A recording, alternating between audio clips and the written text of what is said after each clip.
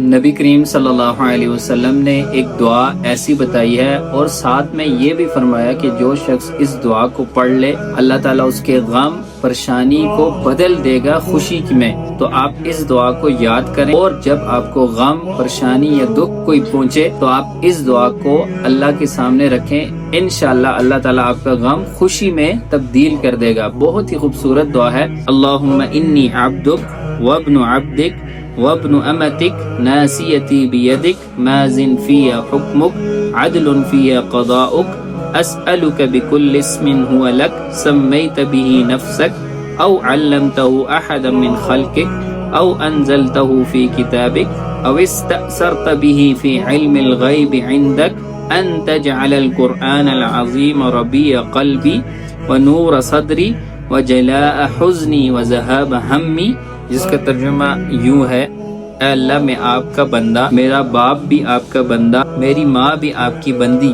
میری پیشانی آپ کے ہاتھ میں ہے، میری ذات پر آپ ہی کا حکم چلتا ہے، میری ذات کے متعلق آپ کا فیصلہ عدل و انصاف والا ہے۔ میں آپ کو آپ کے ہر اس نام کا واسطہ دے کر کہتا ہوں کہ جو آپ نے اپنے لیے خود تجویز کیا یا اپنی مخلوق میں سے کسی کو سکھایا یا اپنی کتاب میں نازل فرمایا یا اپنے پاس علم غیب میں ہی اسے محفوظ رکھا کہ آپ قرآن کریم کو میرے دل کی بہار، سینے کا نور، غم میں روشنی اور پریشانی کی دوری کا ذریعہ بنا دیں۔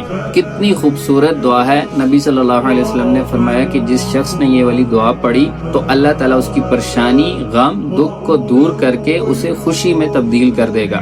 سبحان اللہ، اس دعا کو آپ یاد کریں اور اس کو پریشانی میں، مصیبت میں، دکھ میں ضرور پڑھیں۔ انشاءاللہ اللہ تعالیٰ آپ کے غم، دکھ، پریشانی دور کر دے گا۔